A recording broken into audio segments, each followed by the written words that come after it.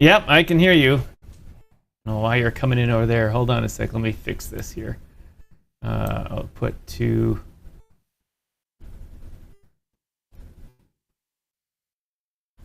Where is receiver A?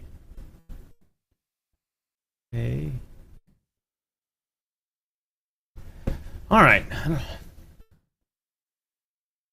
Like I always say, it's first time back at the crib here. All that off. Yeah, well, when I didn't use this one for a month and had weird shit happens. Let's go live here. Our mics are not on.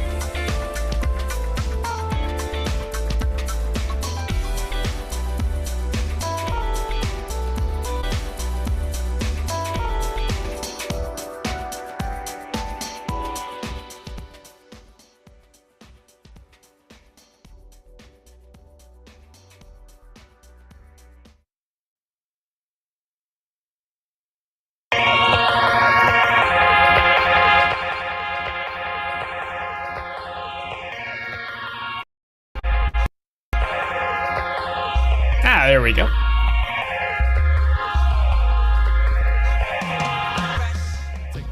Good morning, good afternoon, good evening, everyone. Welcome to DYOR Live here on the DYOR Media Network. My name is Tom, otherwise known as Striking, here in the digital media world. So glad to be hosting another episode of this fine daily talk show called, you know it, DYOR Live. It is August 5th, 2025, one day closer to the end of the planet. But that's all right, because in the meantime, we're going to figure out how to make you fat bags of stash on what, Pedro Garcia? On what day is it?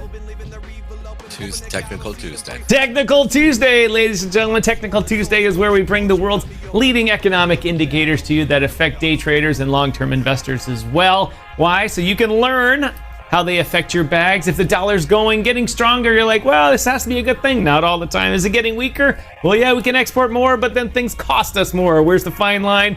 Who knows? But we'll tell you what's coming up in the markets. What are the things called? The red folders? The red folders that are coming for today? Not so much today anyway, it's noon. But, and everything else that goes along with all the important things you need to know in the market. And maybe you will learn something so that when you're listening to the news and they say something is bad, you can go, wait a minute, Pedro told me that was good for my bag. So, Live and Learn's Technical Tuesday. Pedro Garcia, my co-host du jour. What is happening, my friend, today? Not much, man. It is a beautiful day, man. It is a gorgeous day. I cannot complain. Things are well. I'm chill today, as you can tell. And let's talk about how crypto is affecting the market. Alrighty. It's been really interesting to see what's actually happening with BTC and what's been going on with it. We're seeing another continued sell-off, which is actually kind of good, just simply because I expected it to sell off. I didn't know if it was going to come back down and hit these lower areas. But these lower areas have so much liquidity that I can't see them just not wanting to go there.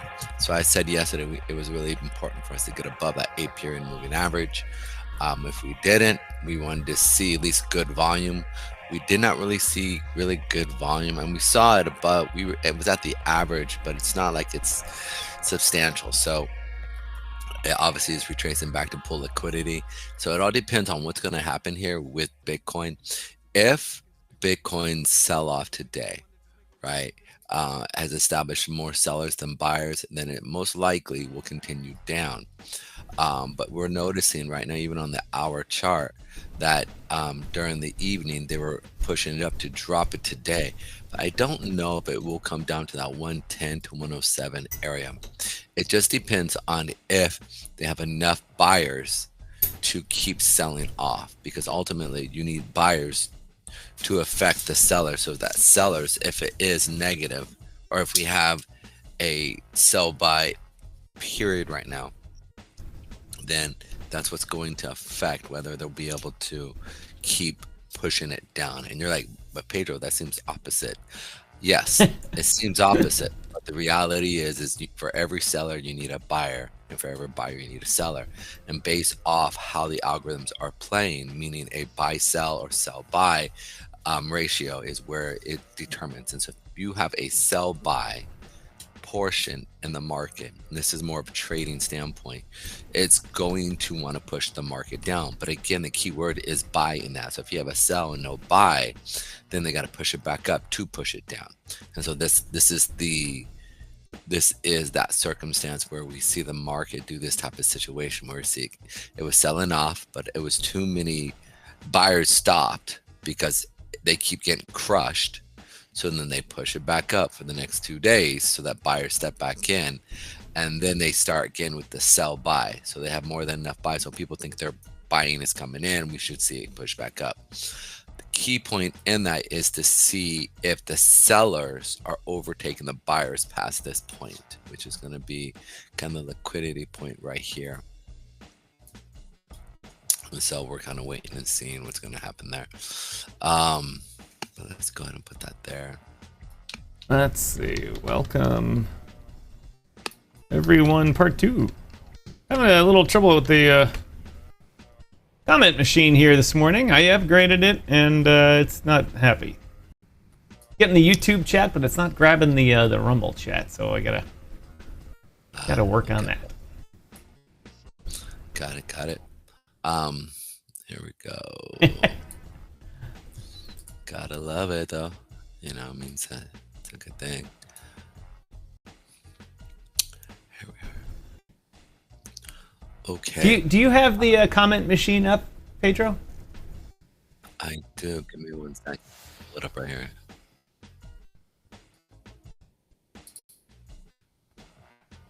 Comment machine. Hello, everyone. I just see you. I don't really see anything else. 921. Does it up in the URL? Don't read the whole thing, but what does the URL start with?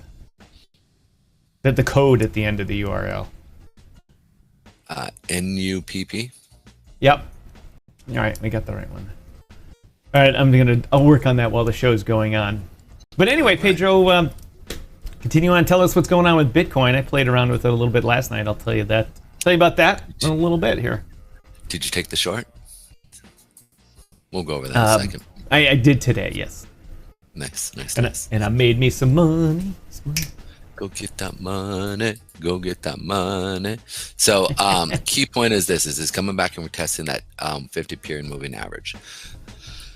If we can have more than if sellers weaken and we see an overtake in buyers at this level, then it's key. Again, you have a liquidity pool and you have the 50 period moving average here. 50 period should hold here. Keyword is should, but the point is that it's already tested it here. And so normally when you have a second test, if it does, normally it doesn't hold.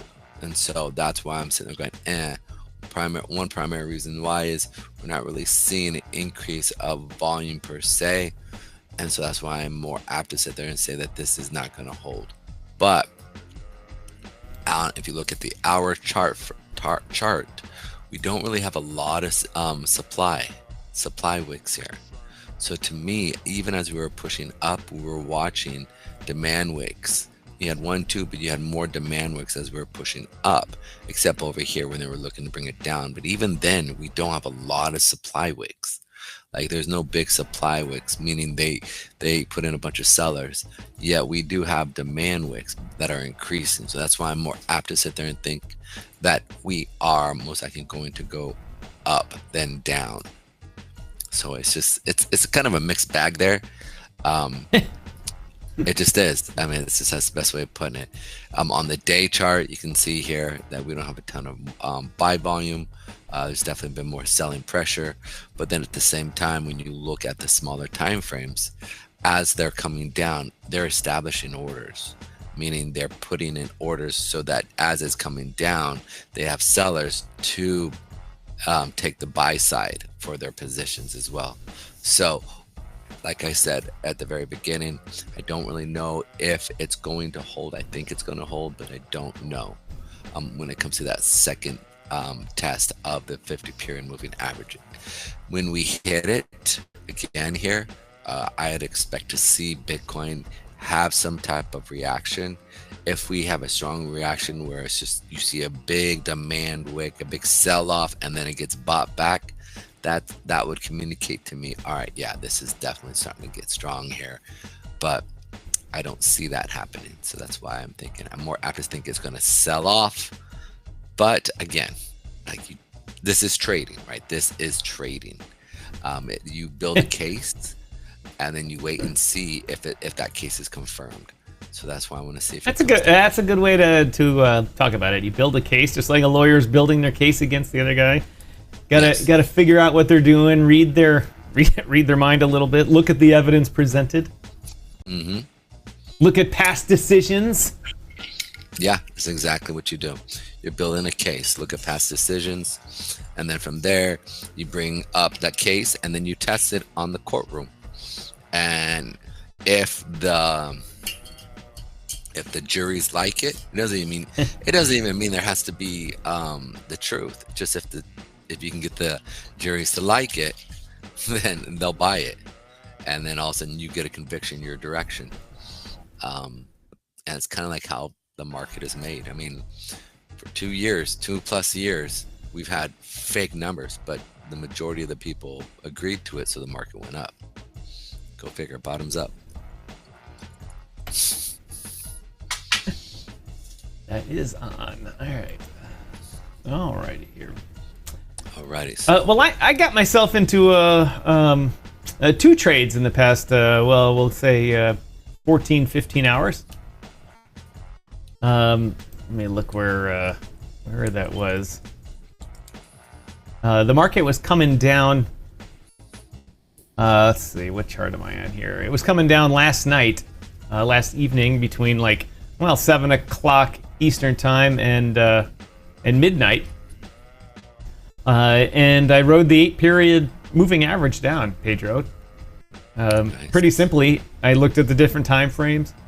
I didn't do a lot of research on it.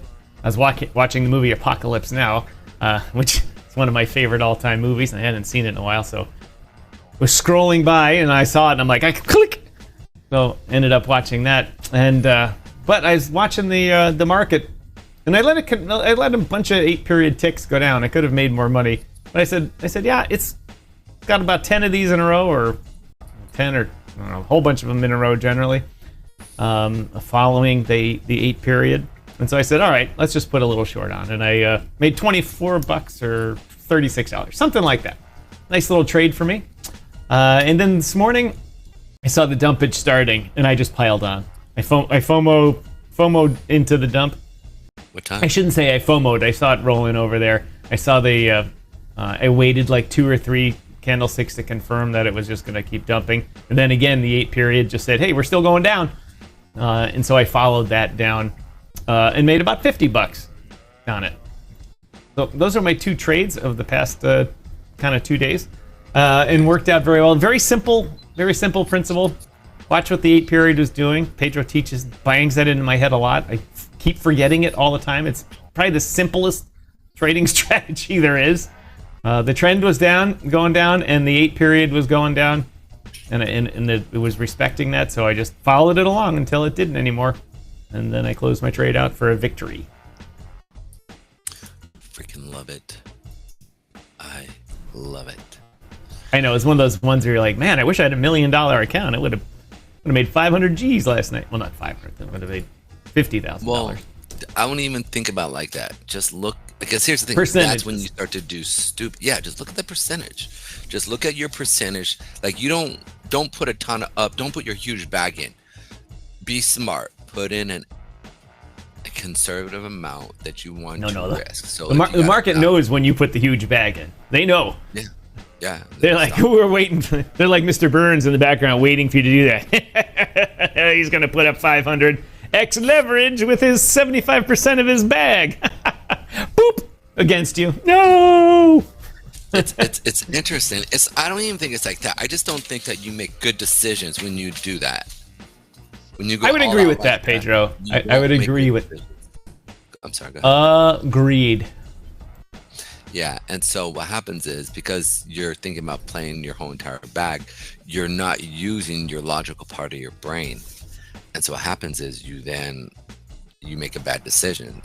Most people say, I'm gonna put a ton of money on this trade, and then you can't see it correctly, and then from there you start to lose money. So it's kind of like one of those things that it's like, what comes first, the chicken or the egg?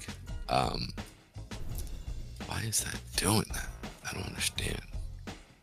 My camera. There we are. Hey, Joe, did you start your potions late today? Did you sleep in and then not get that early morning potion and workout in? I didn't really. I worked out my legs really hard yesterday. Hard, so my legs. The reason is we've got slow Pedro today. Oh, I didn't chill it, yeah. Well, I noticed in your microphone mostly because the levels were low and I had to keep messing them up or bringing them up. But not for volume, but for, I don't know what the right term is, your softness today. I got it. Are you chatting with a woman right now? Is that what's going on? You got the Rico Suave going? No, I actually am not. I'm actually trying to invite my Nobody friend. believes that. It's funny is today I'm cutting my hair with my kid, so it'll be really interesting. Y'all gonna see Pedro with no hair. You're gonna see Pedro during military days haircut. So. Well, then Chuck's going to be disappointed because you won't be able to pull your hair back and start a little mini bull run or pump. It'd be funny, dude, if people like saying, Pedro cut his hair so the market's sold off. It's going to dump. Bitcoin is 75K and a massive sell-off. Everyone is wrecked. Pedro is blamed. He's blamed for Bitcoin. Michael Saylor also flies his jet onto my tree. Saylor goes bankrupt. MicroStrategy is in foreclosure, bankruptcy. Nobody can point to anything except Pedro. Yeah, I gotta get my hair cut too. I go to this place down the street called the Silver Fox. Silver Fox. And obviously it's meant for older gentlemen. but it's in Ontario, and the Ontario, if you're listening to me, get rid of your stupid liquor laws. They're even worse than Illinois and stuff like that. You know, I like going to a barbershop and they just put a little shot of bourbon on the thing there and they let you, and you just sip it. You feel like civilized. You feel like a man, like I'm getting a haircut. And then when the governments say, you can't do that. You can't give someone bourbon while you're giving them a haircut. You just want to just like go stick a hot fire poker up someone's ass. And go, really? Really, I'm getting a haircut and I can't just have a little sip of bourbon, otherwise the person has to get a $9 billion liquor license? No. That's funny. I went to a funny story. I was in London going to a trade show. And I was on the train in London. And I ripped my pants in a non-convenient area, ripping my pants. So I got off the train at Waterloo Station, went to the info thing, and said, "Hey, you got a tailor around the train station here?" And the nice lady said, "Oh yeah, just right down the street, zip over here, around there, and you'll find it." And her directions were total crap, but she told me the name, so I was able to put it in the phone and find it. And I go in, and it's one of these super high-end tailors, like custom suits and stuff like that. And I'm like, oh crap, I don't have $400 to fix my pants. You know, I just need a stitch or two to get me through here till I fly home. Anyway, they take pity on me. And they're like, oh, I'm late for a trade show. I got to present. I got to rip up my ass. They're like, all right, just here. They gave me this like red velvet smoking jacket robe. And then they took my pants. And while they're doing that, a little butler guy comes out and says, "Would you like a little snifter of something?" And I was like, why, yes, I would. And I said, "Do you have any Kentucky bourbon?"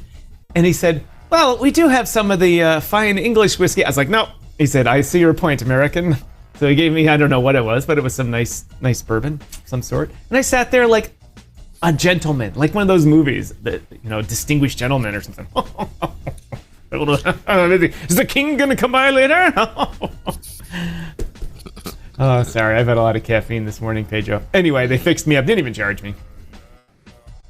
But I slid the butler guy like 5 pounds or something like that, and he was so happy. He's probably like, "Those rich bastards don't tip me." This man's poor. You know how I know? He gives his money away. Ladies and gentlemen, this is the entertainment you get on this network. Oh yeah. Let's check the economic indicator or economic reports today. So today we actually saw give me 1 second. What is going on here today? What's up?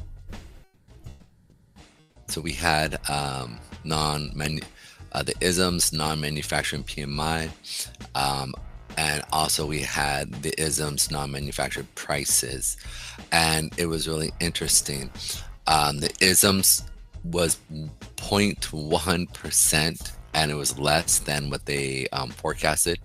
So it was a bit of a mixed market, but the market, which was interesting, saw a sell-off from it, and then pushed back up here lately.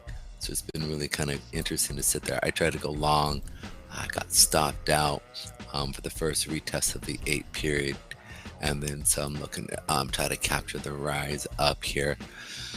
But it was real interesting to watch what's actually happening. And then you had the non-manufacturing price in July, which was higher than what they were expected as well. So that's why I was kind of a bit of a mixed bag there. But it's getting more interesting because as we keep moving forward, we keep seeing that there's just so many like inconsistencies in so many areas. So I wonder how far this is actually going to go. And that is really cool. I never even thought, do they make corduroy shorts? Yes, they do, my friend. Just so your thighs can go whoosh, whoosh, whoosh, whoosh, in the summer too. Well, I like it because it's most of the time corduroy is made out of cotton. You know, it's like actually real cotton. And what were those, like linen Yeah. corduroy there or something? Yeah, I'm cotton, linen. Dude, I swear there's something to this, man. I don't know how to say it. I don't get it. But if you just wear cotton, like a cotton silk mix or cotton, just long as not a synthetic, like petroleum based product, like polyester or something like that, you feel better. You just feel better. And it's just interesting to see how that's all going. I am the same way. I like cotton much better because you can sweat in them and feel normal. Yeah. The other things, you sweat in them and you're cold, like because it wicks away the water so fast that you freeze to death or something like. I don't know. Obviously, on hot days and during cold days, it's different and that kind of stuff. But I don't know. although when you live with a woman, all your cotton stuff just gets wrecked. Why? Just because they burn the shit out of it in the dryer. They do everything on hot. They put everything on hot. You know, well, I gotta have hot because it's gotta be hot. I'm like, then my t-shirts come out like this big. I'm like,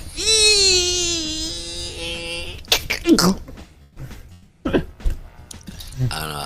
I basically I buy 2 sets of white tees, like, you know, five a piece, for like, you know, $30 for the week or for the month, and I just have a nice pair of just white tees. That's why you see me with a lot of white t-shirts when I wear it, because I've got like, I don't know, I've got 2 drawers filled of white t-shirts, and I throw a lot of them to Goodwill and stuff like that. But I like them. I like them a lot.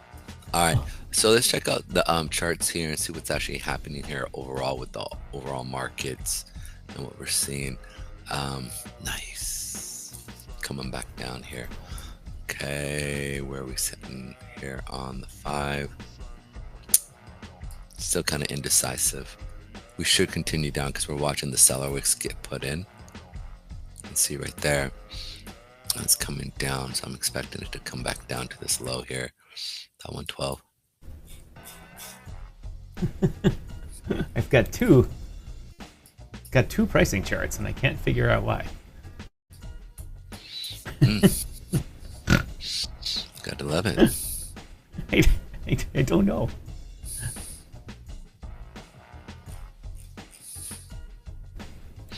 Alrighty. Ah, it's on the social. It's on the social stream. Aha! Ladies and gentlemen, I'm back in Ottawa, Ontario, at the northern offices of DYOR Media, headquarters here in the northernmost living room. And after I'm not at a workstation for a while, bad things happen. I shouldn't say bad things. I should say adjustments get out of whack. Other software gets upgraded, and when you reload stuff back up, it doesn't go as planned. So give me a second here. You might see the screen flash a little funky here, because it's the Funky Cole Medina. Funky Cole Medina. All right, well, it's not in that one. All right, so I have no idea what's going on. Okay. Let's just go back to that.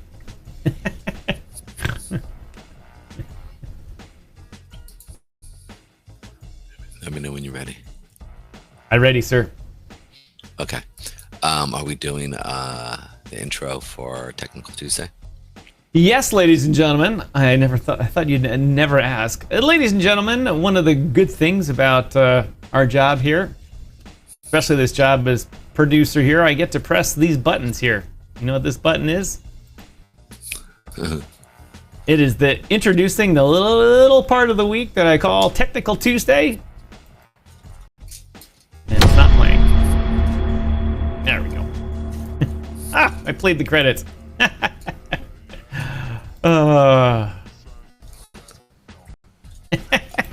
Tuesdays are like Mondays for Tom. Oh, this is a Monday for me. All right, I'll tell you that. All right, let's try it again. Ladies and gentlemen, it's Technical Tuesday.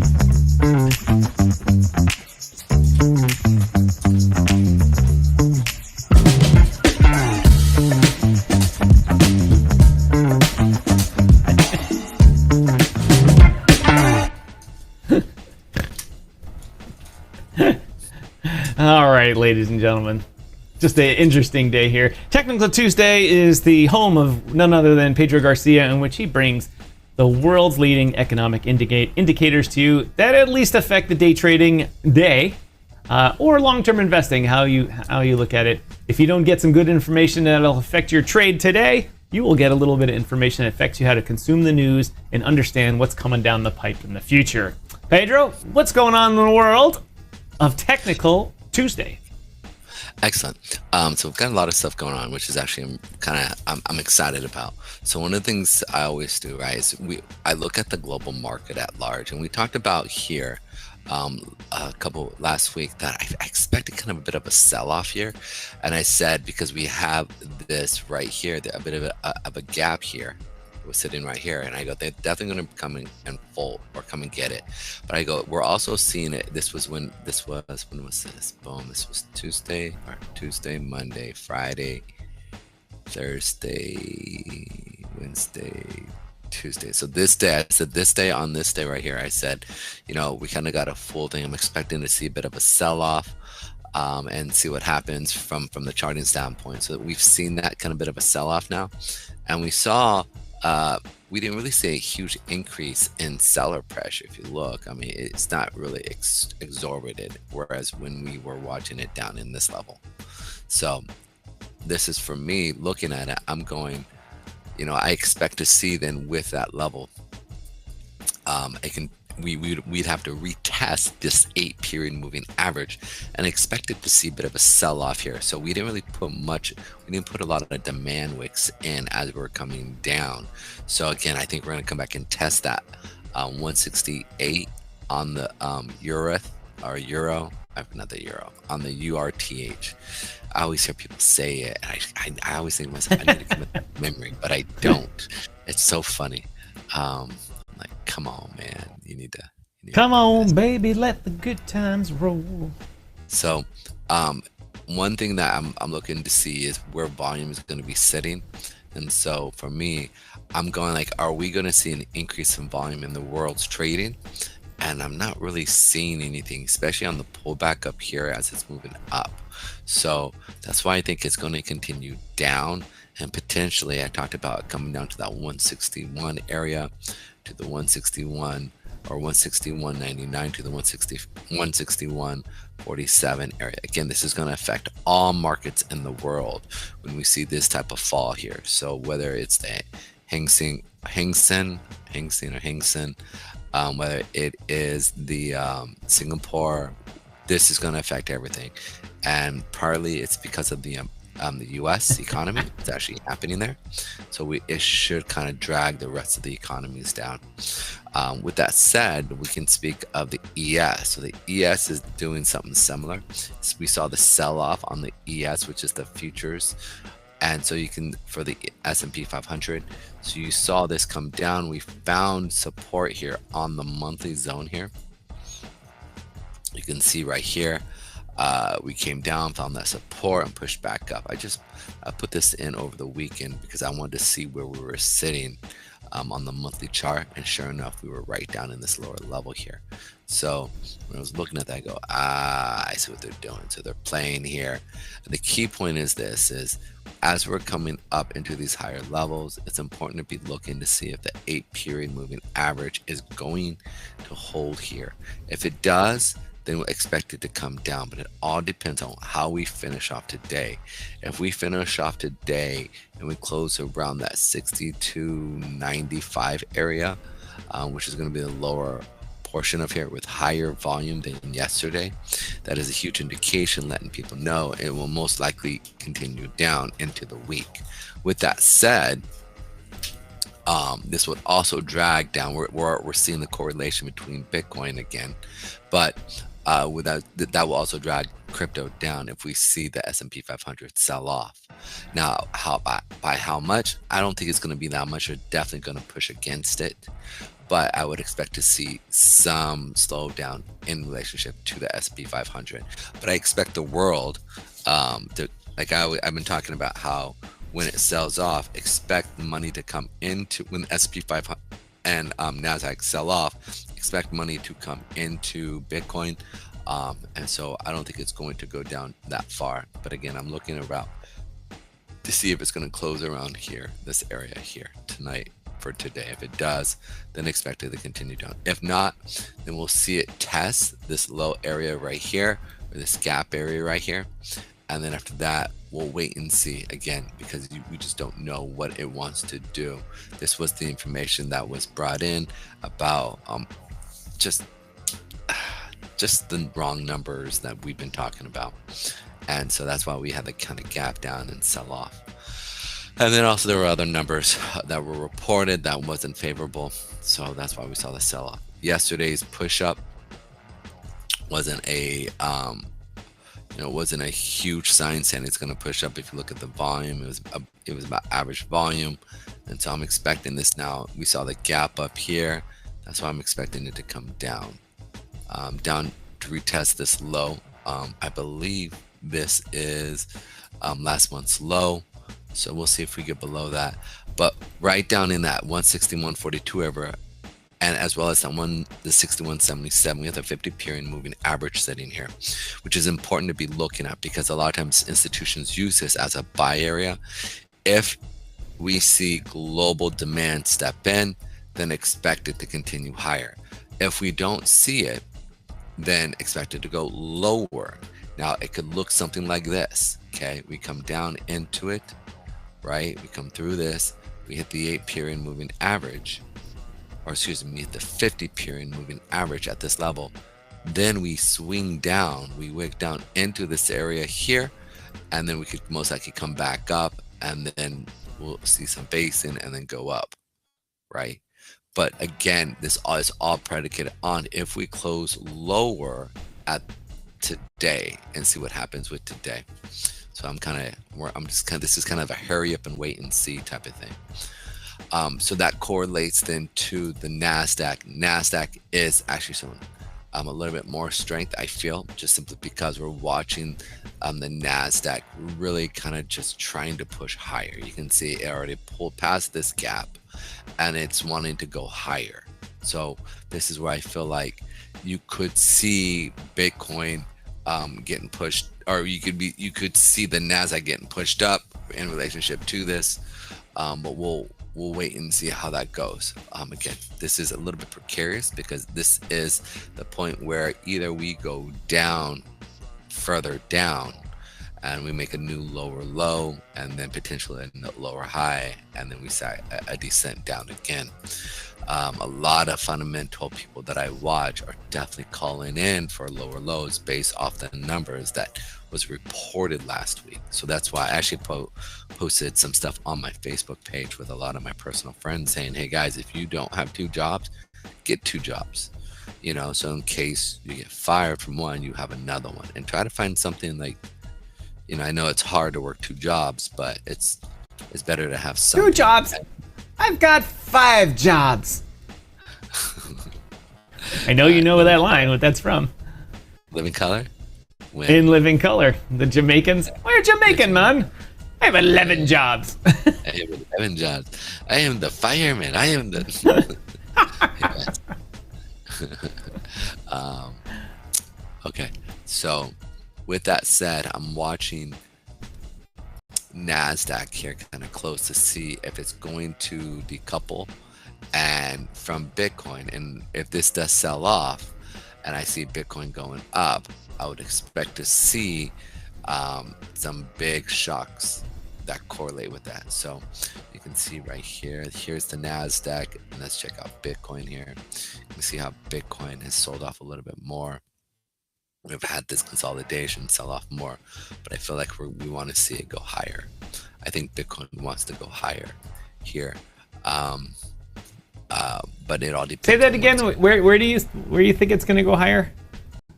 So that 50, we talked about that 50 period moving average, right? Yep. And us coming down, tapping into these lower levels, and to go higher like this. Now, again, I've talked about when will it decouple from the Nasdaq, because if the Nasdaq starts to sell off, this will sell off more. But at one of these areas, whether it's the 50 or 100 period daily moving average, which is sitting about that 105, it is an indication that the market is definitely going to kind of lose its footing, sell off, and then push up. And what's interesting is to watch Michael Saylor come in. I think he's gonna buy in at the lows here. Oh, I think it would be silly for him not to. One last shot before it just goes meteoric. What is it? What's the word? meteoric. Yeah. And so we just see it just go to the moon.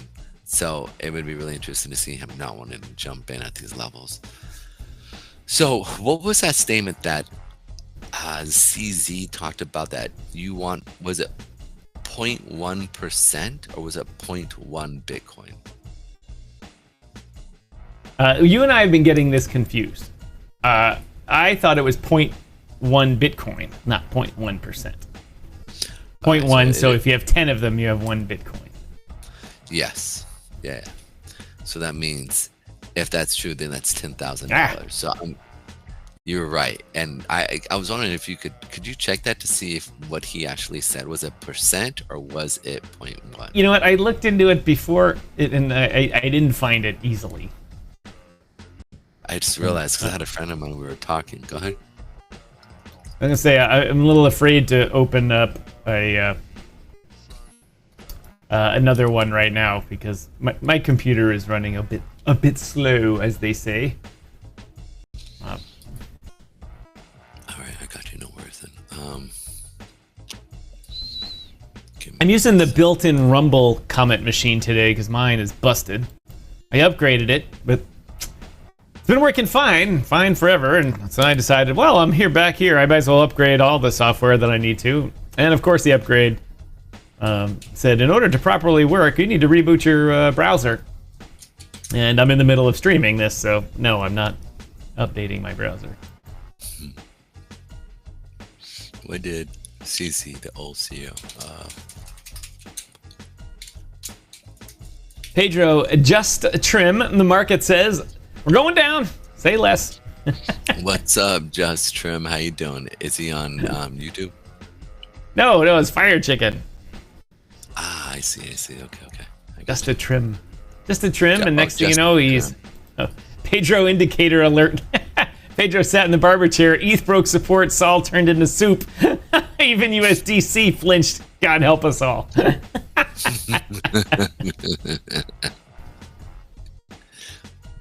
See Binance say that. That'd be so funny if like Pedro's walking down the street, and he sees people like hiding behind cars following him. Where's he turning into? The barber. He's turning into the barber. Sell. That's funny that we.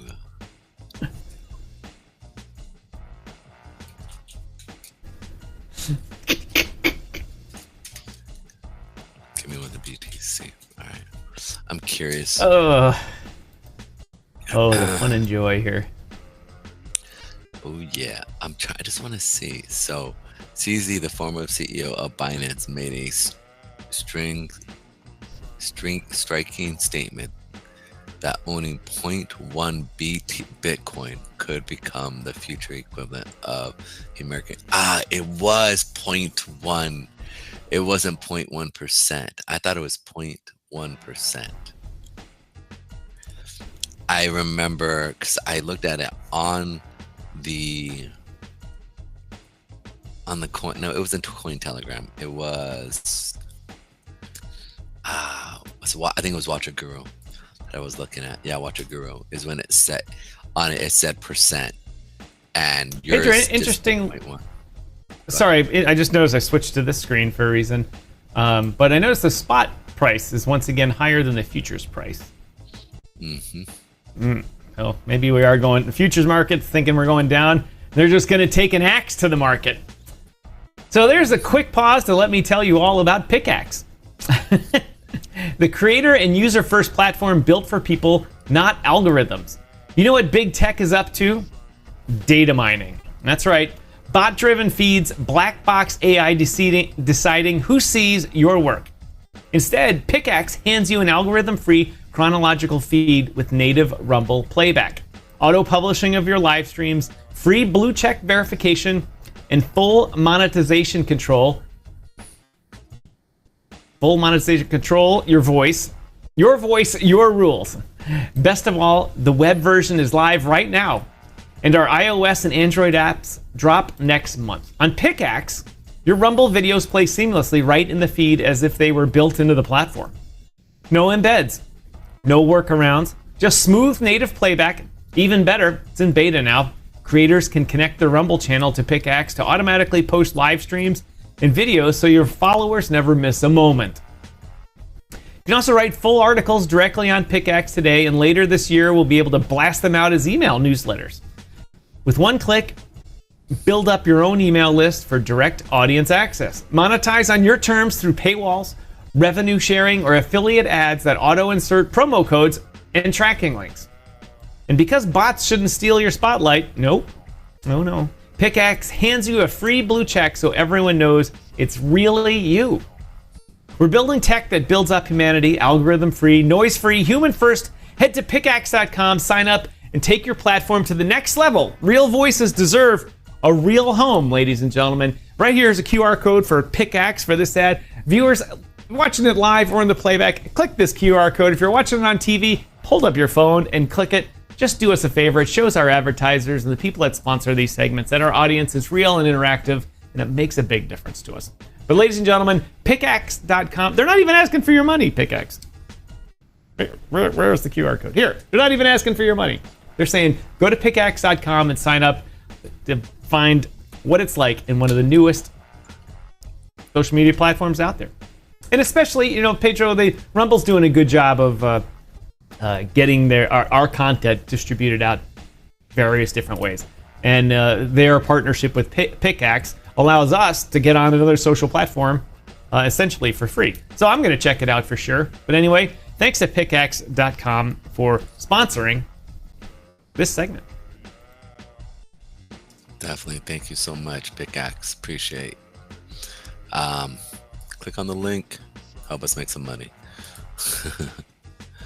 Making that money, it's making that 14 cents. Woo. Now, do we decide, if we don't pick it, they don't give us anymore, right? We don't get to decide which ones we want to do, right? It's just that. I picked the one that paid us the most. Oh, wow. Yeah, there was another one in there, 8 cents, 7 cents. I'm like, sorry, guys, we're worth more than that. Interesting. I wonder how much money the top-notch guys make for each one that they pick. I would have to imagine that the big guys get 10 grand per ad. 10 at least grand per ad. I've seen. Think of Steve Crowder. Steven got 500,000 people watching him right now. Yeah, he'll read like 3 or 4 a day. Yeah, that's crazy. The best was he does it, or one of his guys does it, but the best was Dan Bongino. Yeah. Very serious guy, talking about very important concepts to the American public and government.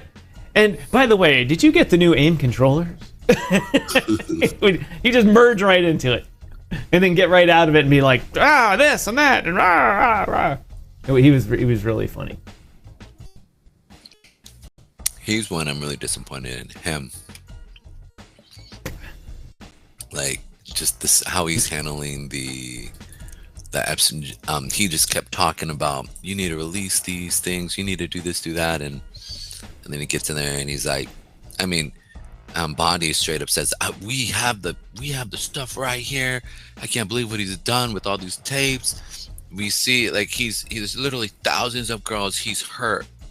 And then she's like, yeah, there's nothing. It's the strangest thing. It's the strangest thing. Just release it, even if Trump's name is in it somewhere. He's already admitted. The president says, yeah, I've hung out with him before. I thought he was a weird guy, and you'll see after 2013, I never saw him again. Yeah. So what? And Mr. Trump, just let it go. Let everyone be happy. Just release the files. Who cares? Yeah. Nobody cares anymore. They just want scandal to go away. I wouldn't even say I want the scan. I want the people who raped and hurt little kids to be gone after. That's what I want. Well, they're already, I mean, the law enforcement's already gone after the ones they can. I mean, it's releasing them to the public doesn't change anything except it just satisfies our curiosity. I mean, if anyone comes forward and says, Donald Trump raped me in a basement in an island in the Caribbean on March 4th, 2002, Trump can go, well, I was in Los Angeles filming The Apprentice then, and here's the, it's not like you can just make shit up here. I mean, yeah. The whole time this thing went on is modern times where everybody knows where everybody is. They can't just, I don't want to get our ratings. Ratings on Rumble will probably go up to 500,000. On YouTube, they'll go to -40. Yeah, absolutely. So speaking of it, let's talk about bonds now. So we've talked about the bull steepening, which is basically when the short-term yields actually go up and long-term yields either stay steady, and so we start to see it push up. Now, this is an indication of basically the market saying that it's a little timid right now. It doesn't know, so it wants to move more towards short-term yield. Also, this is the indication also, while rates are still high, right, that they want to get in at these short-term rates and hold it, and then once the yields go down, then potentially they want to stay at that level. Now, we're also watching that, literally everything is falling. Like if you look at your 30-year yield, look, it's literally dropped. It's at 4. Last literally up at 4.99 area, almost 5%, and it's dropped almost 75 basis points here, or not 75, but 25 basis points here. Today's low was at 76.76. So that's a crazy drop here. We're talking, that market traders are already positioning their position to literally say that the Feds are going to drop the market. A little head and shoulders pattern going on there for you pattern traders. Here, I see it.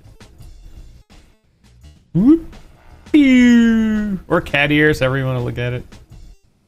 Yeah, right here. Or just a dumpage a coming.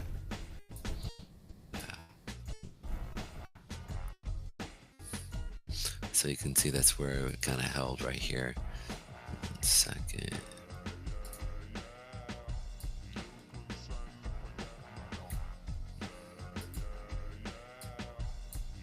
You can see that this is where it just broke this head.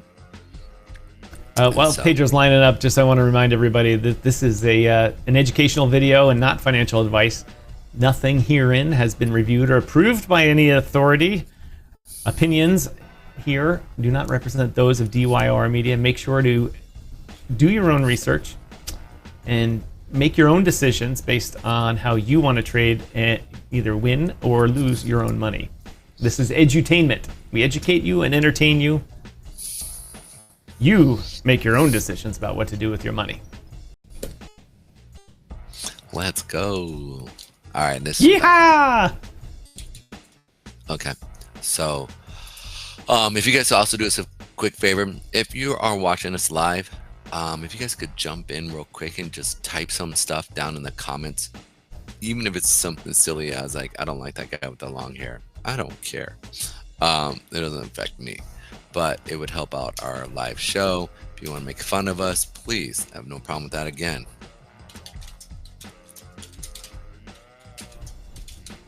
And in doing that, it does help us out again on our live stream. So please make fun of us in the comments.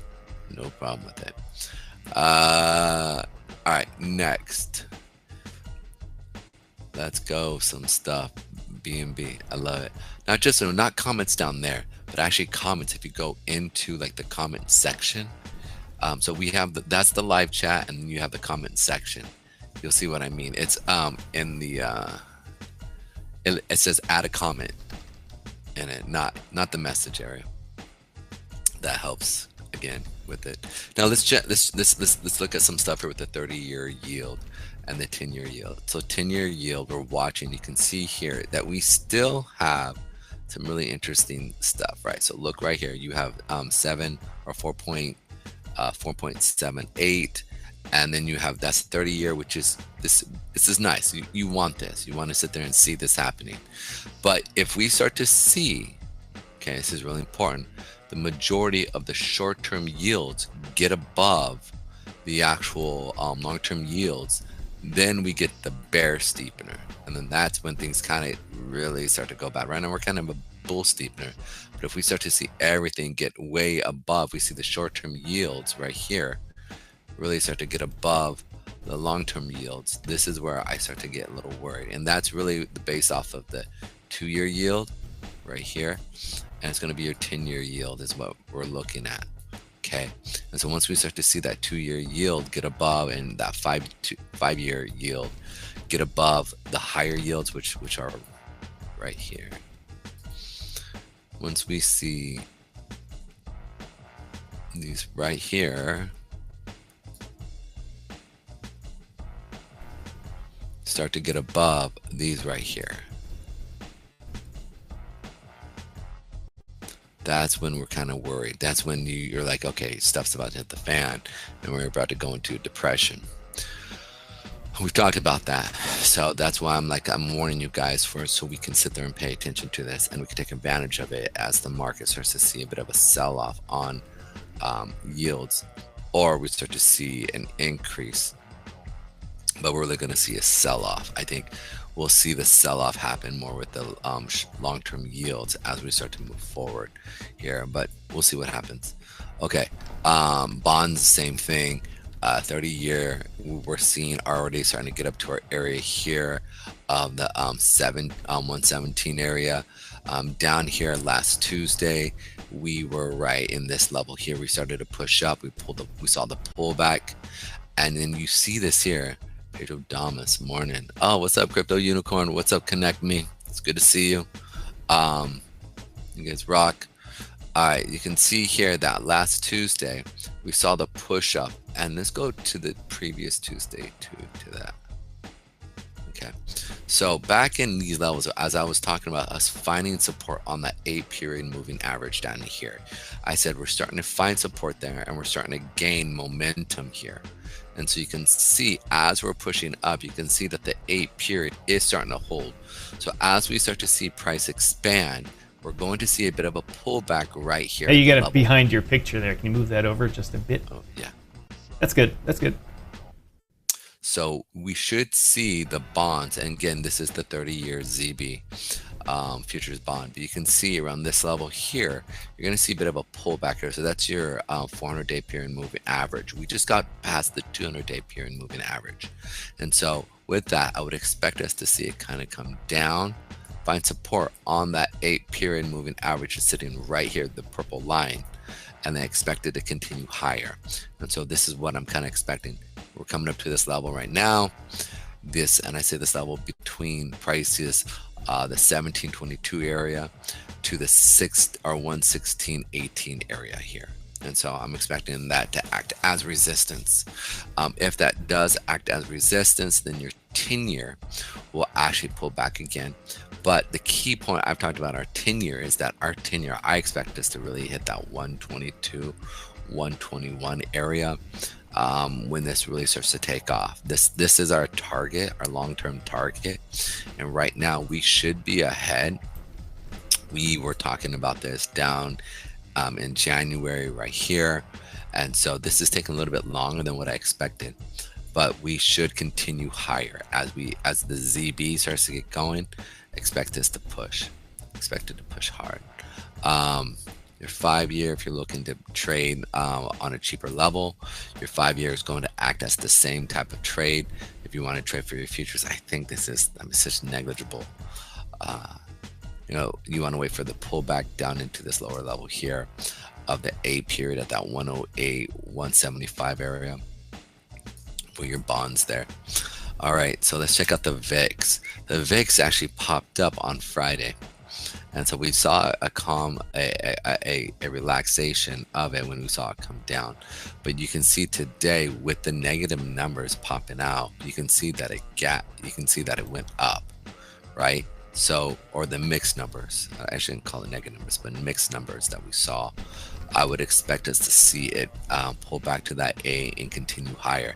Now we got to the point where we almost reached all the way up to that 21 point marker.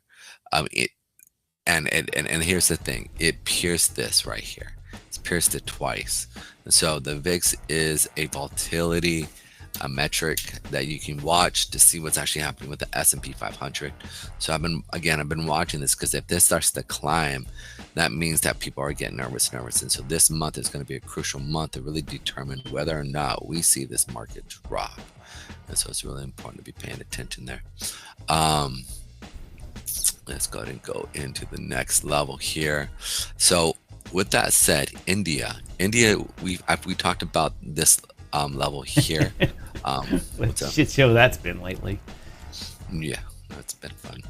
Talking about it in relations with Donald Trump and tariffs. Yeah. Yep. So we were up at the 55 area. I talked about this area, that 51 to the 50 area coming back down to, and that's a 10% pullback. Now these guys have been on a tear. India's stock market's on a tear, much like ours. But if we come back down here, I would almost wait and see if you're looking to play this on some stocks that are happening in India. I would encourage you to wait and see. I wouldn't necessarily buy exactly right in that 51.50 area here on the INDA ETF. If we start to see a global turnaround and America basically stops buying people's stuff, that means that most people around the world are really going to feel it, right? Because of what we are building is basically sustaining their economy by what we're buying. And if we don't actually really start to buy even more, and what we're buying, you'll just see the bottom. Everybody's already kind of hemorrhaging right now.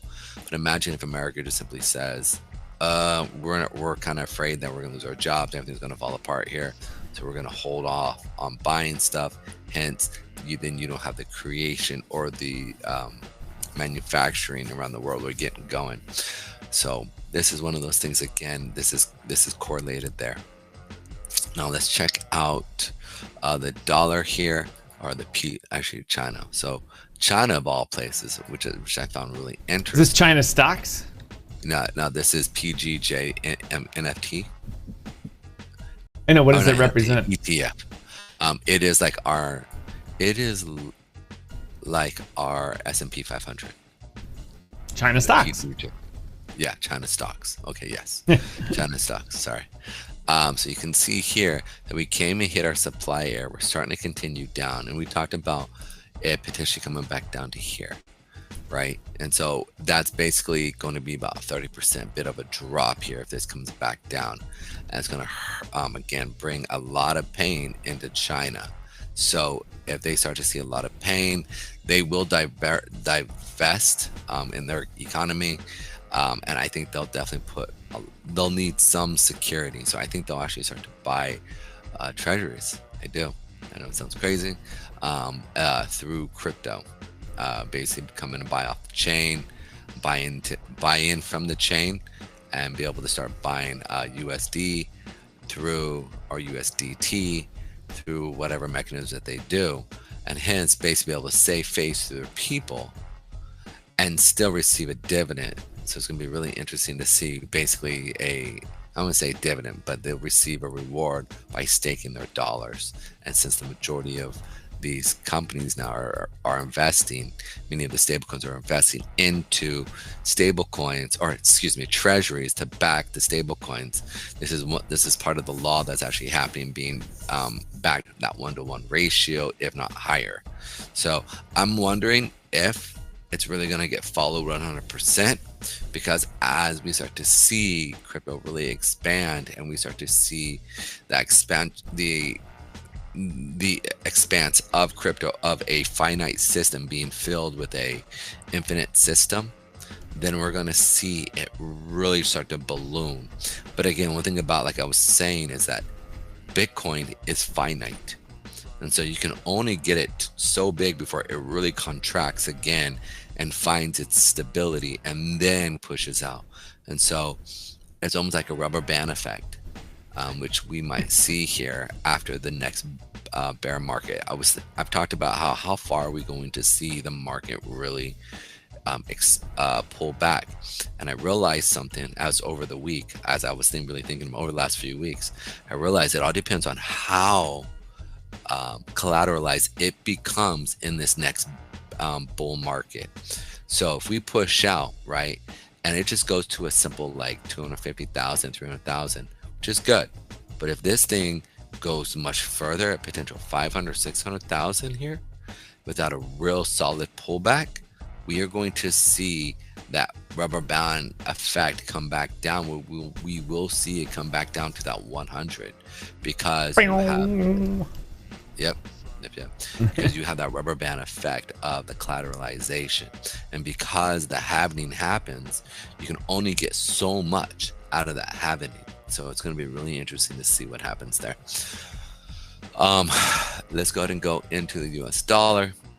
Pedro, before you do that, earlier I was watching Bloomberg Surveillance and podcast, and the main guy there, Tom Keene, is not a believer in crypto. He's an old school. First of all, he's an old guy, but he's a very knowledgeable guy, and he spent his whole life analyzing every part of the stock market you could possibly believe, bonds and financial system. All this new stuff is throwing him for a loop. And he said he had an expert on talking about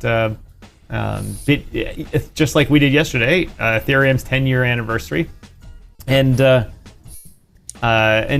he said, what's the difference between Ethereum and Bitcoin and stuff like that? Bitcoin is and they've been back and forth from it. Bitcoin is finite though, and this Ethereum, they can just keep making it. How does that hold its value? And the lady responded, well, just like the US dollar has an infinite supply, so does Ethereum, but it's managed, in a central way, kind of blah, blah, blah. And all of a sudden he said, oh, I get it. So it could inflate to infinity just like the US dollar. And they said, well, if it's managed properly, no. But if it's not, then of course, yes. It was pretty funny. It took him that analogy to compare it to the US dollar to get it. I thought that you still need a consensus, right? Like I thought Ethereum. Yeah. No, I mean, someone just can't turn it on and mint them. I mean, there's a mechanism. But unlike, Bitcoin, which will stop being mined in 2145, Ethereum, in theory, could be mined forever if needed. Yeah. But I just don't think it's going to. If anything, I think USDT will act as more of an ability to generate more money than Ethereum itself, because of so many people use USDT. And so I think that will always bring money into the Ethereum foundation. So it's just, I'd rather, I hate it when people I hate it when you use TradFi fundamentals to explain the fundamentals of DeFi. And the only reason why, because there is a dramatic difference. Like, you need the people's agreement, whereas with the US, you don't. Like, you don't need the people's agreement. And so whoever's in power can sit there, I want to remain in power, so I'm going to increase this. Whereas, like, the people who are in control of Ethereum, like, they know if they expand, they lose money off of Ethereum, and they wouldn't do it. That's the part that's such a huge difference, is that the people are in control within crypto, versus when you look at the market at large, that you're not in control, like you as an individual. And the large majority collective that are in crypto, majority of them are legitly libertarians, or people who are financial conservative, or conservative financially, so that they do not want to overinflate. And the thing that's nice about crypto is that in banks, banks hold a lot of the money and keep it to the executives. And a lot of that money goes to them, their families, wherever, right? And goes to buying politicians and other things of that nature. Whereas in crypto, the people receive the income. You receive a, 7, 10, 12% for staking your coin. Some of these offer 12 or 15% high yields. Just DOT alone is, I think it's 19%. These are things you can do in a growing market. Well, here's the thing. Because of what's happening with, even in crypto, even in the boom and bust will always be a good thing, because your dollar or your crypto won't inflate. Like when we see an increase in a actual value of crypto, the system itself is stating that this is actually what it's worth, not what a centralized system is stating that it's actual worth. It is a free market system that says this is how much this is worth, and we're going to pay that based off of the demand for it. And so it's truly a what's the word I want to use? It's truly a free market system. And we all know the free market systems are much more efficient than a centralized system. And so now, yeah, there's a lot more topsy-turvies in market or free market systems. But when you have those pullbacks, it doesn't allow something to get overly inflated, kind of like how the U.S. stock market is right now. So it's an important thing to be looking at. So let's check about the dollar and how the dollar is doing. Before we look at the dollar, Pedro, we've got to earn a few dollars. Oh, go ahead. Good transition. All right, anglers. If you're ready to fish remote lakes or quiet rivers in total stealth mode, check out the Nevada Fishing Float Tube from Caddy Sports. This U-shaped beast is built for serious fishing missions. Ultra stable, super maneuverable, and tough as nails thanks to heavy-duty ripstop material and double-stitched seams. You get a padded backrest, oversized seat, 2 large gear pockets, rod holder, stripping apron, and even a dry fly patch. Everything you need to stay locked in and ready when the bite is on. Fluorescent accents keep you visible out on the water, and carry handles make it easy to haul in and out. Whether you're chasing bass in the shallows or hiking into alpine trout lakes, the Nevada Float Tube is built for the job.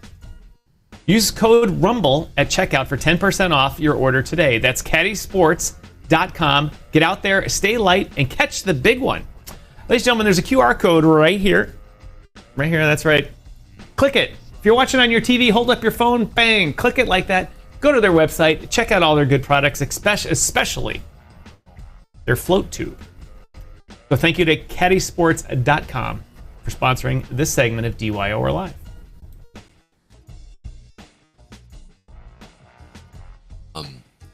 All right, Pedro. Yes. All right.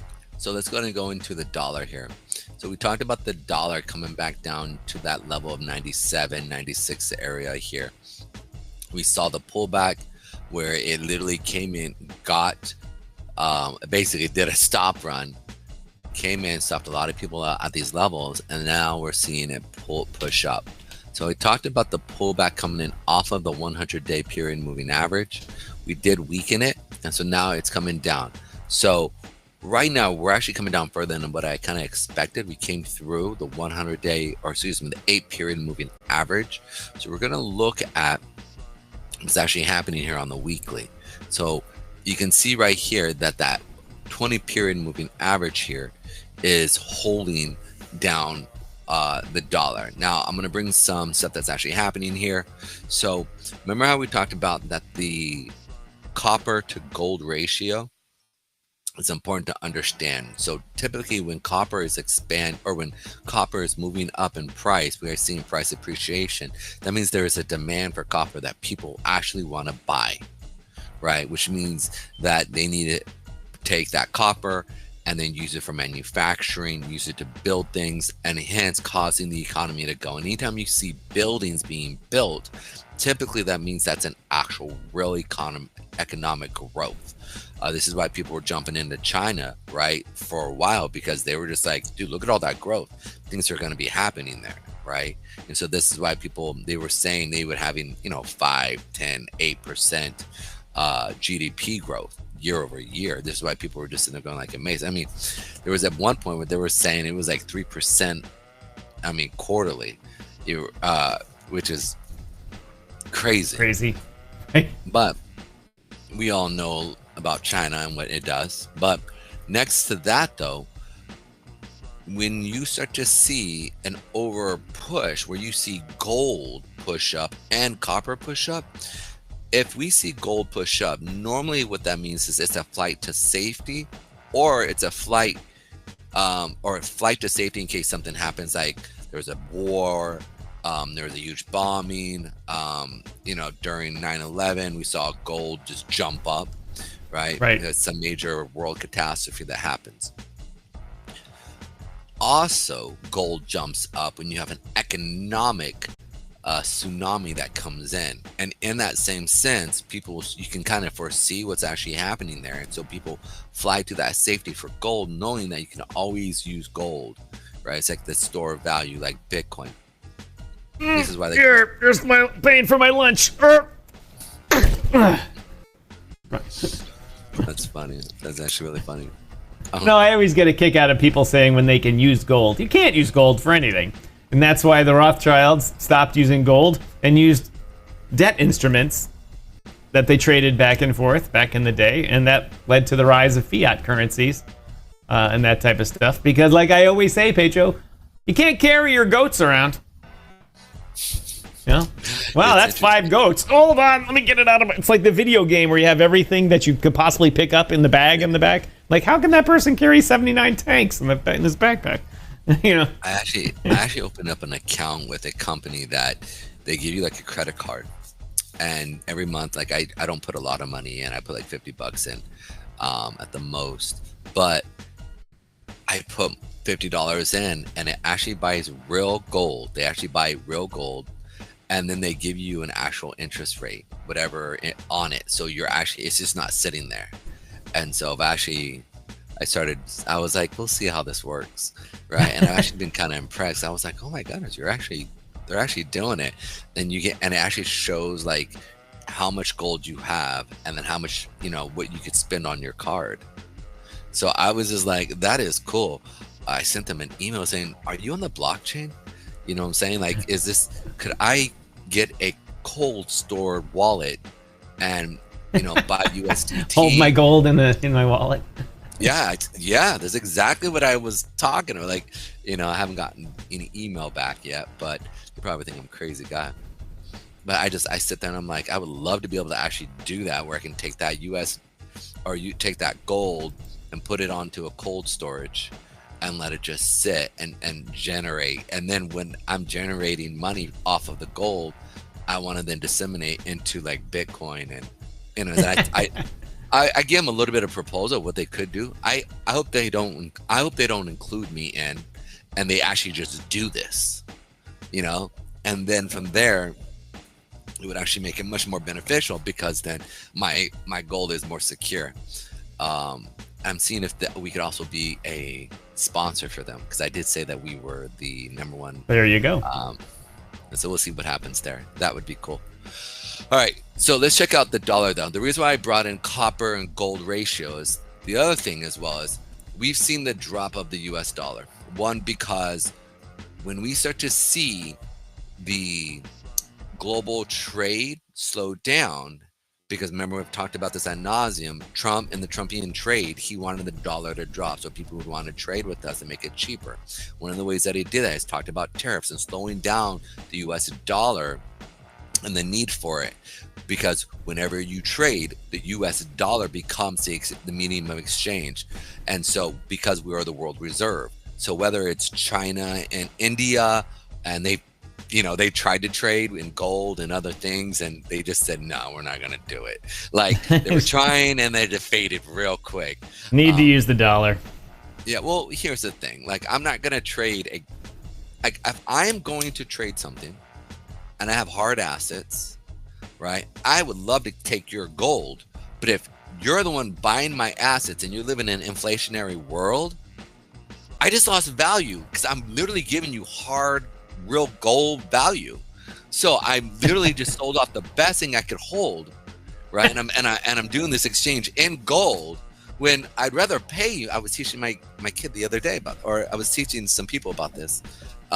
Like, look, if you are in an inflationary period in your life, right, and you had to decide between a car or a real education that can make you money, which one are you going to take a loan on, and which one are you going to pay cash for?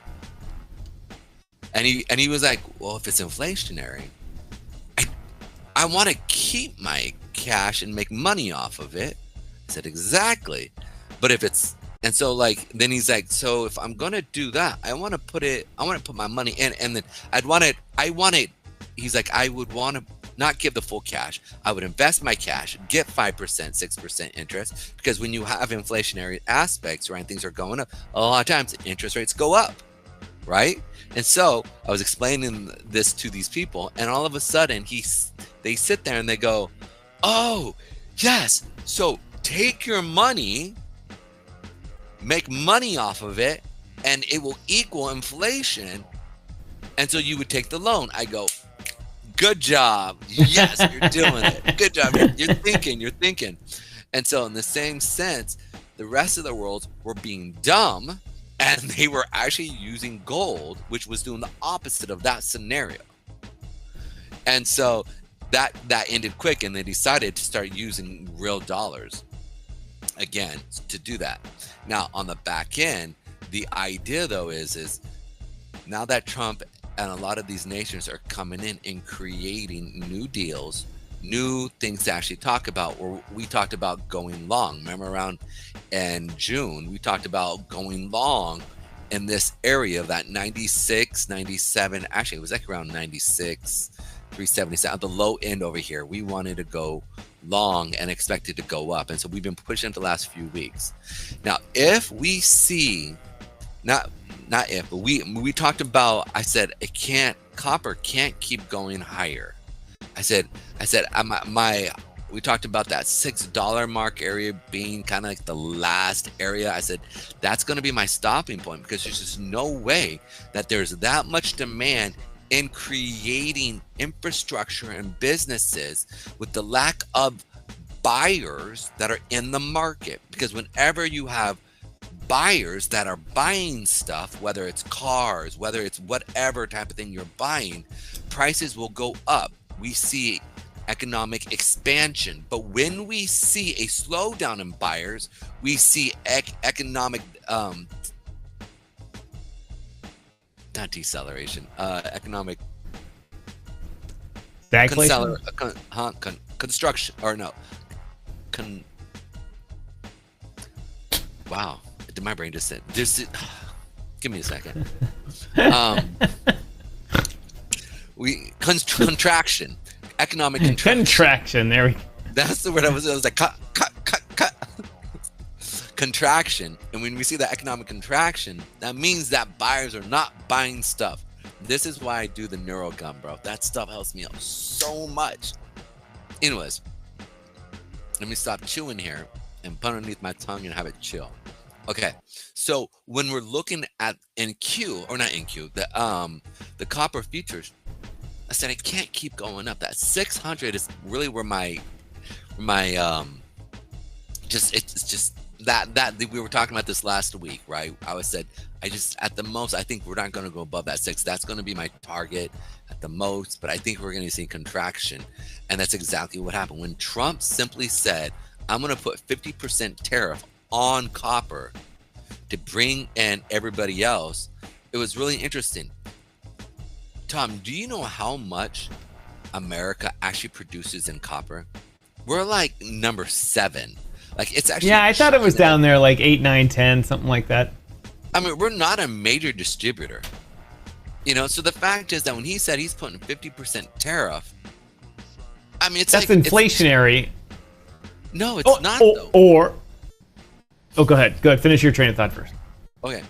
I say it's not, because if I'm selling this, and let's say I'm China, China is they literally take almost 50% of the world's copper.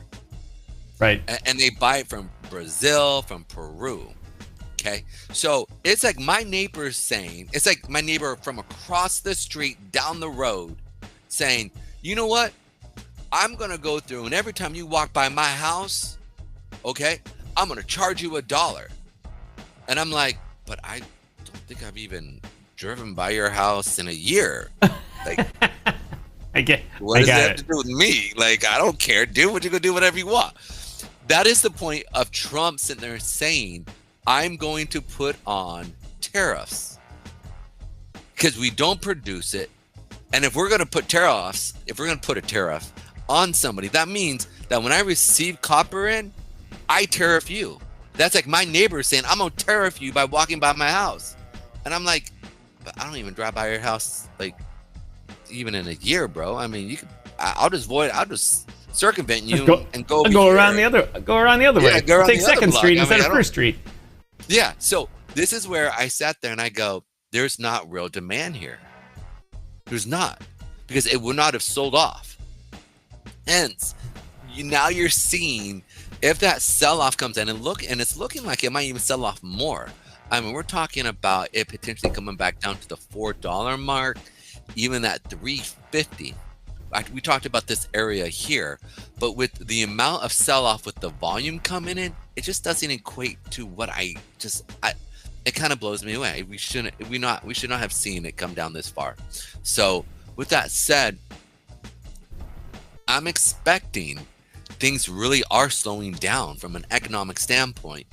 And then we're seeing gold push higher now.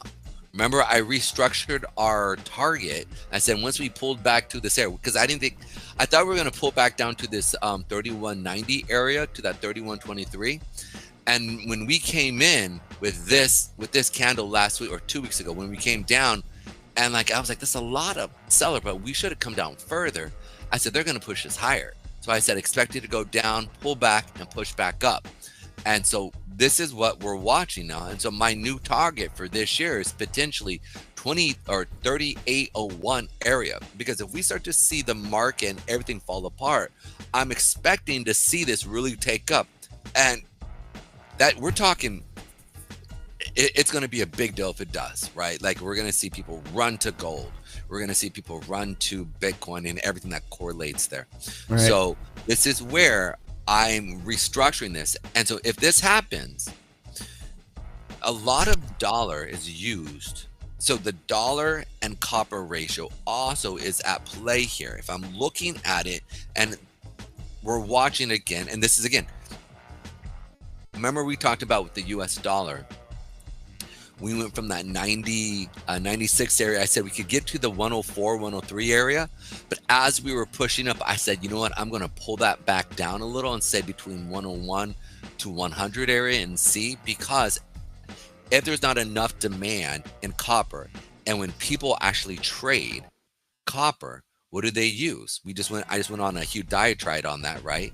In relationship to the copper and gold ratio, and why you wouldn't trade gold, right? You want to use the dollar because it is a depreciating asset. You're not going to trade something that it keeps its value, right? That's why it's like when cities were saying, we're going to take your crypto. You don't sell your land to buy a car. Great example. Great example. You borrow against it, or you borrow against it. Pedro, I have an economic indicator from here in Canada that I found quite astonishing. That's related to what you're just talking about, with copper usage and all that type of stuff. I was talking to someone just yesterday or 2 days ago that's in the development business, and they develop condos, new homes, townhomes, that type of stuff, and they're down 95%. Their market's down 95% in Canada. It's just new construction's coming to a halt. Prices were high and interest rates were high. Bad combination. he said usually when the prices are high, interest rates are low, but that drives the prices up because more people can buy. He said it's a bad combination, and the general, worldwide policies against, or not worldwide, general policies against being able to build cheaply, because it's so hard. That puts every year more and more regulations get put on housing. Thus, less need to import copper, and thus China going, or Brazil and Peru going, well, we're not really going to suffer from U.S.'s 50% tariff on copper because we're just not sending a lot there. But I found that statistic amazing. I was like 95%, and they're like, yeah, it's come to a halt. Yeah. Well, we talked about this. I said it's not going to be good with them honestly fighting with America and this whole entire circumstance that is happening. It's not good for just your average Joe Canadian, and them being manipulated by their media is sad, because it's like, no, there's no bias in the Canadian media. No, come on. Absolutely, they're all for fair and balanced reporting. Absolutely, just like CNN. Well, here's the thing. I don't know how prideful Canadians are. I just don't know, right? But at what point do they break and go, like, are they going to, like, it's like they're mad at the people that have been trying to help them versus the people that are trying to hurt them. And they're mad but cynical. I mean, I'm sorry, they're proud but cynical. So the best way to describe it. So if something is actually happening, they'll see it and realize, like, this idea that it's not America that's hurting them. Like, we just want a fair, balanced trade from the start. They totally get that. The media doesn't play that. The media plays it like, oh, just America hurts Canada. Yeah. But most of the people understand that first of all, elections have consequences, and two, they rely on the U.S. for everything, literally everything, including warm weather. I mean, they can't even rely. I mean, a long time ago, there's a story that Canada could have had Cuba. They should have taken it. Then they could. It would be the biggest vacation place on the planet, and Canadians could go there inside their own country and claim they have warm weather stuff. And thus, they have to rely on the United States literally for even just general happiness, because people that live in the cold all the time end up just wanting to kill themselves. I might be generalizing there a little bit. Sorry, you northern Swedes and Norway people, but they're proud and they're cynical, and they do most of them do understand that they're their own problem. So, with that said, if we start to see again, and I talked about how we should have got Alaska. Yeah, y'all should have. That was the greatest deal that we ever took as Americans. No kidding, $5 million for that? No, it's billions and billions and billions of dollars of crude oil that we've siphoned out of that place. Crypto Mike, welcome to the show. Thanks for joining us. Really appreciate it. Don't have the sound effect machine on, so otherwise I would play "Oh Canada" for you. But as always, great to see you too, Mike. Thanks for joining us. We only got 15 minutes left in the show, but it was a good one to go back and start from the beginning, yes, if you must. Now, one of the things I want to bring up here, I think it's really important to pay attention to. Now that we understand the ratio that contractions within copper also means a slowdown in the economy around the world, and as things start to progress, I have to admit, like I did when we saw the sell-off, I expected to see a huge increasing of China starting to buy a lot of copper, but we didn't see that. We've kind of seen a slowdown. So again, if I was expanding at the rate that I said I would expect, because that is one of my raw materials, I would have expected, if you have such a huge price drop, right? It was almost 25%, right, of the sell-off. I would be buying up. That means I'm able to buy, and that's not what we're seeing here. And so China's still bringing in, still buying, but they're not like buying over excessive, even though the prices dropped dramatically here. Now, obviously, since they're buying in bulk from Chile and Brazil, they're probably getting special deals. But even then, I mean, I know Chile and Brazil definitely flow off the futures price there. So real interesting. Now, when we see that slowdown, we will also see a drop in the USD as well, because again, the primary point here is that copper is traded in USDT, and so as that drops, the need for more of USDT to buy a higher price will decrease, because the price itself is no longer exorbitant at $5 plus for copper. It's now down in your $4, and it could potentially get down to the $3. So everybody's trying to see how far it's going to go and see if they can wait on it. So we'll definitely see a drop in the USDT as that correlates there. Now, coming down to the CL or copper, or not, excuse me, not copper, crude oil here. Crude oil has been, we talked about how it was going up here, and I said this is definitely a move from the institutions pushing it up. Trump, this is a Trumpian candle right here, saying knock that crap off. Right there. That's knock that crap off. NTCO. All these kids with all their acronyms like WTF and could it be KTHCO? Pedro, knock that crap off. You say pay or P?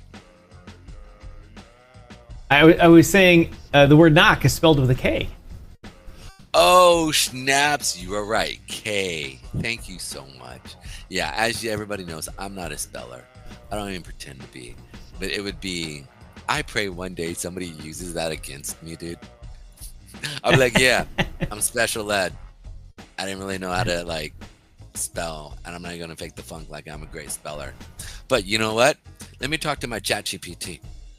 Right? That's what I'm Thank you. Knock that crap off.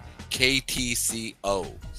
That was a Trumpian candle, right there. So market go boom. All right.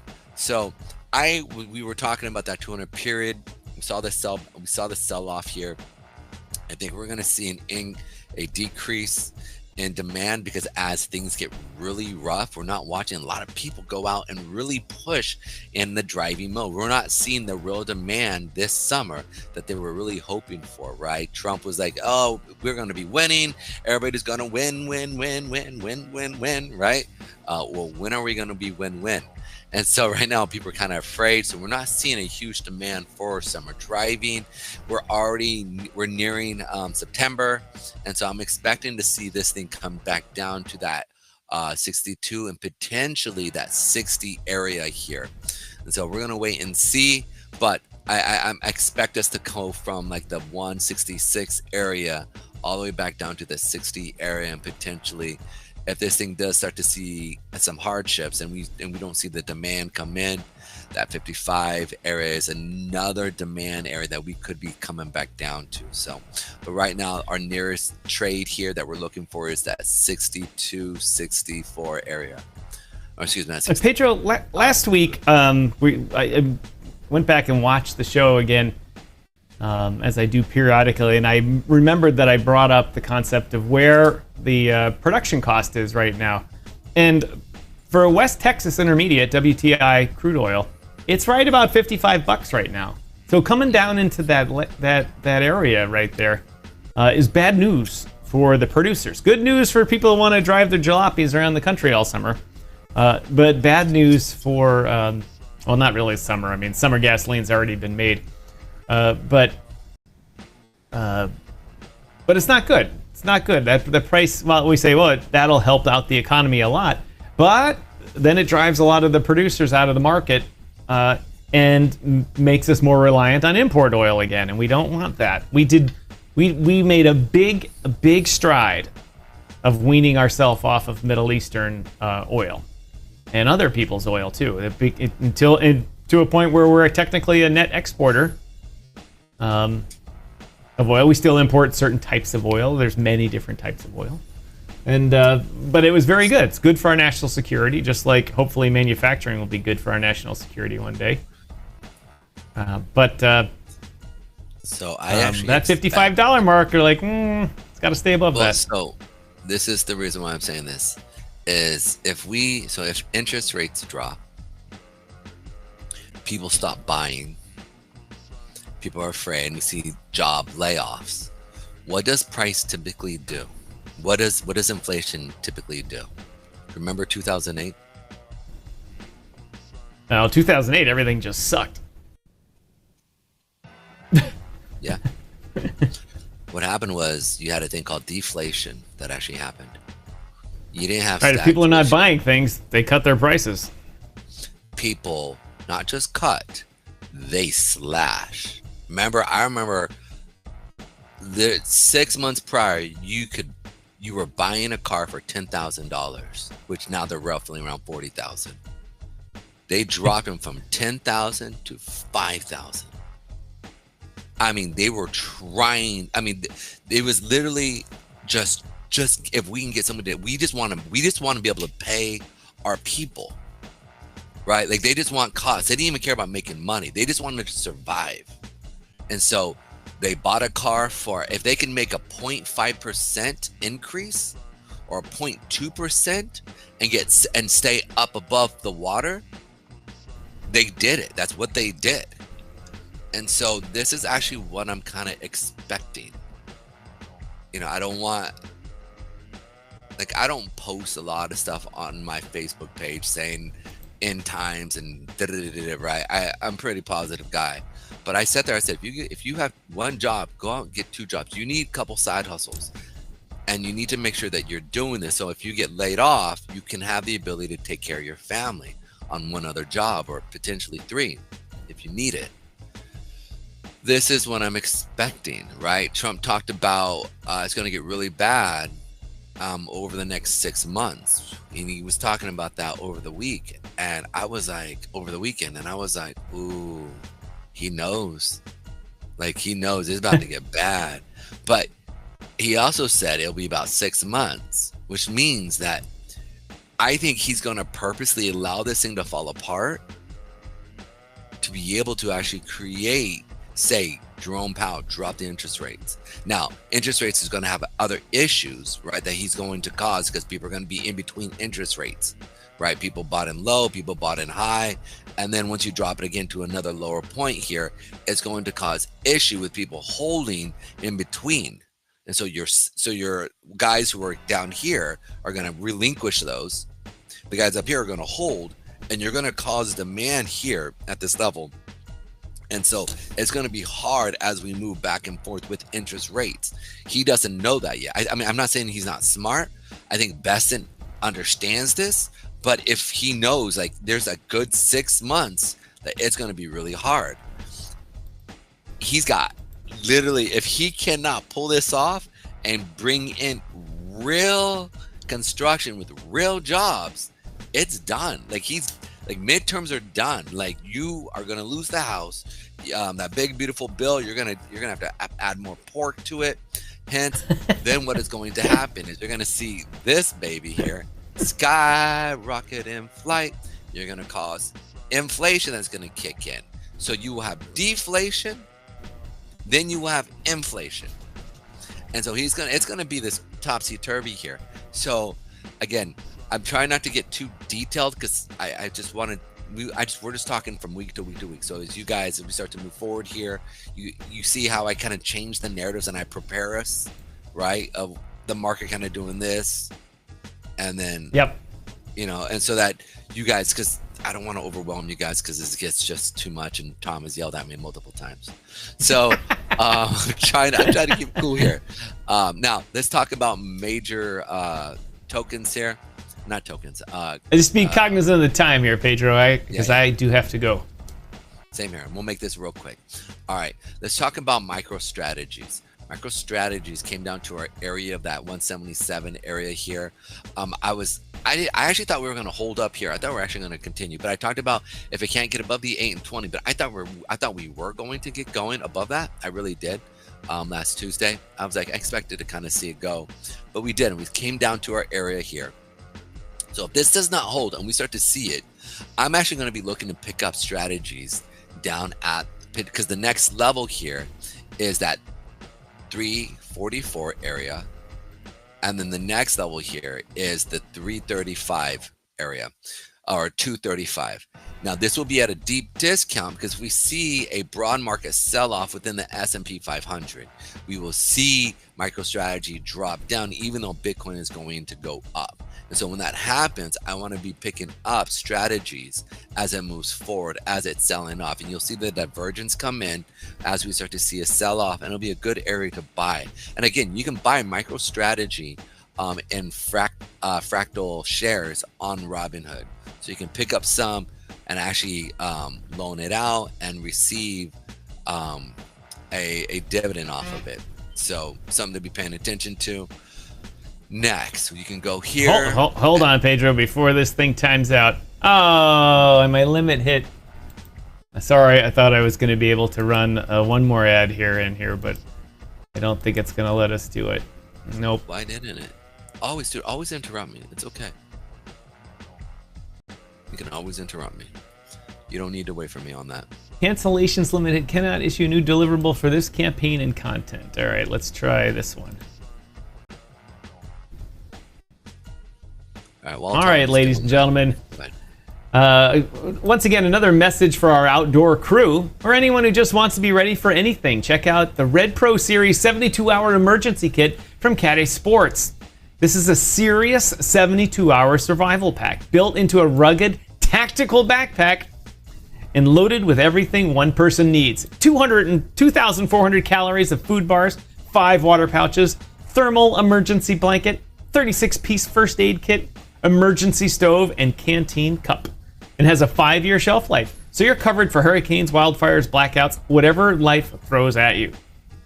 Whether you're off the grid or just want peace of mind at home, this kit is a must-have. Compact, reliable, and made for real emergencies.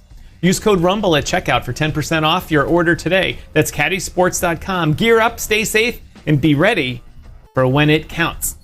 Pedro, I've used the analogy of my mom packing my car full of stuff. I forgot about that. My parents live in Florida.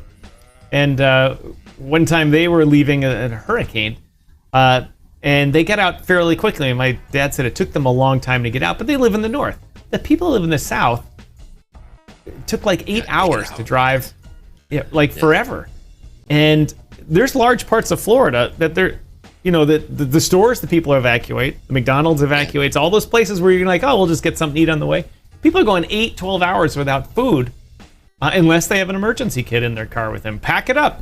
Get this one from Caddy Sports, all you people that live in Florida. Be ready. It's hurricane season right now. Load them up, gear up, stay safe, and be ready for it when it counts. Well, the big Thanks to caddysports.com for sponsoring this segment of DYOR Live. If you look at the big one that they have, it's it went from $200 down to $140. So you're talking, that's like 30% discount there. So that's not bad. It's not bad at all. They should give us a link to bring up their website should automatically come up in the background here when when the QR code comes up. That would help things out, or a little picture under the QR code of it. And I forgot to mention, click the QR code if you're watching this on the replay, or I guess it's too late now. In the comment section, there is a learn more. So click that, learn more all about it. All right, Pedro, 5 minutes. I'll give you 5 minutes here before I get a bolt. All right, so MicroStrategy is one of the plays we're going to be looking here. If we see a sell-off in the major indexes, expect to see MicroStrategy pull down into this lower area. You've got that 200 period moving average, which is sitting around that 330 or 343 area.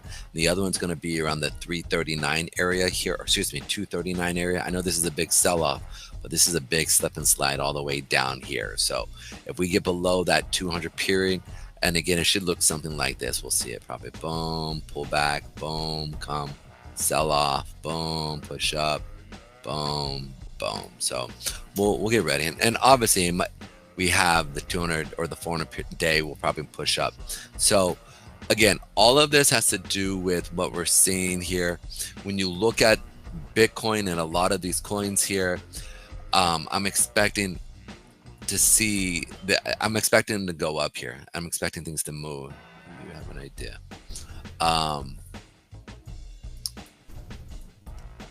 I'm expecting a lot of these coins to kind of take off here. So like Shiba Inu, like it's sold off here, but it's already, like, you can see we have a big sell off here, but we're not seeing it really sell off comparatively, right? So when you see, DOT, we were talking about, oh, totally forgot about AVAX. Was it Litecoin? Yeah, Litecoin. Litecoin literally shot up today and hit our zone and then sold off, which is pretty. What caused Litecoin to do that? I don't know, but again, one of those areas that I'm looking at. This is what I expect. These are some of the things that I'm expecting to sit there and see. Just kind of pull back, shoot up, pull back, shoot up, pull back, shoot up. Right? That's what I'm expecting to see. DOT, I've been picking up here now at these lower levels because I'm expecting to see DOT really kind of take shape and get going again. I mean, they're made in America. Yeah, America. They're good company. Right. So it's one of those things that I expect to see things pick up and go. I like DOT. I'm hoping it to come back down to that 323 area, 322 area, and potentially down to that $2 or $3 area. So, and then from there, I really do expect it to get up and go. And my goal, legit. And the other part behind it is you can get 19% staking off of this on most central exchanges if that's what you want to use, or you can just go and stake on the actual blockchain and receive upwards of 25-30%.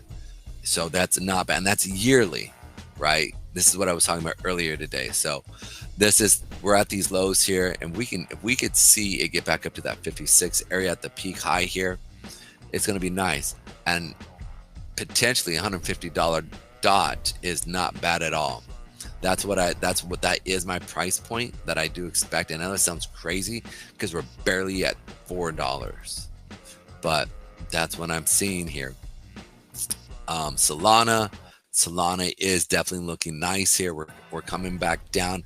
This other area, that 147 area to the 142 area, is one of my areas that I'm definitely looking at as we come back down. And if you want to pick it up, also Bonk has been, with what they're doing, Bonk Crypto. Bonk has been I was shocked. I'm shocked that it didn't explode. Is it Bonk that has the new, what do you call it? Pump fund type of thing? I think that's what it is. Yeah, Bonk has a SHIB version of that, I believe. Yeah. I think everybody's got one now. I think you can just go to GitHub and copy one, and easy to start up. But either way, I like Bonk. I've been looking at Bonk because I feel like Bonk is going to be another one that's going to be, there's just so much they have such a huge community. I'm looking at Bonk, Brett, nice little sell-off early when it came to the 4-cent area. This other area right here, if we come back down and we tap this and we start to see a ton of volume, that $4, and let me remove this. I'm going to remove this, boom, for Brett. And we're going to set up a new demand zone, boom. Give me 1 second. It's all right, I got to switch this up. Okay, boom.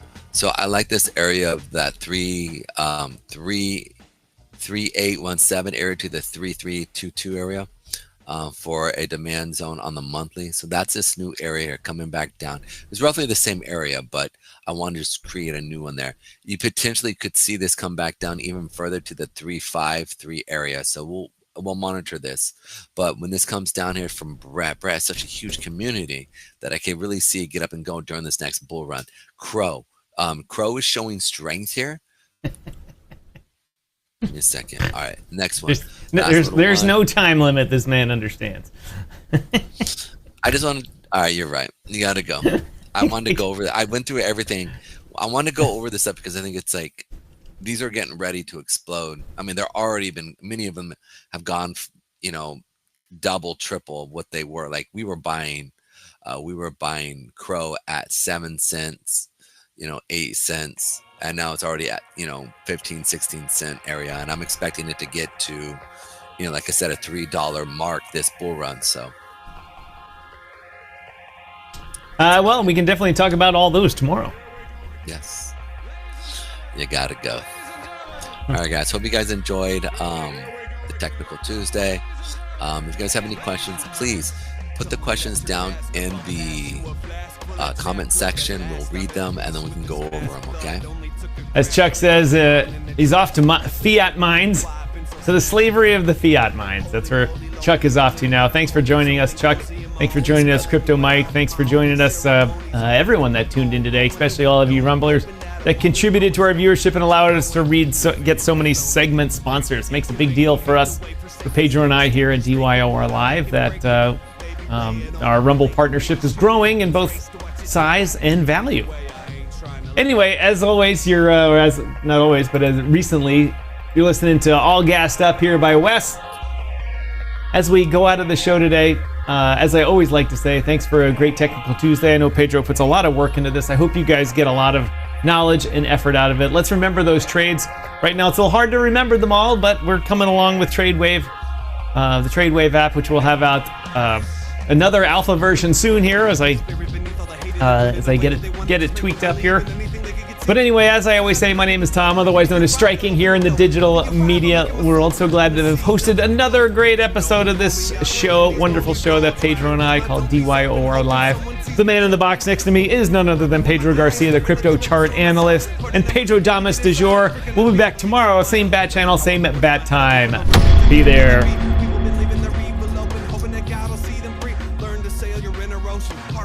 Souls frozen, potion got me open. I can feel the bad omen, lost in this moment.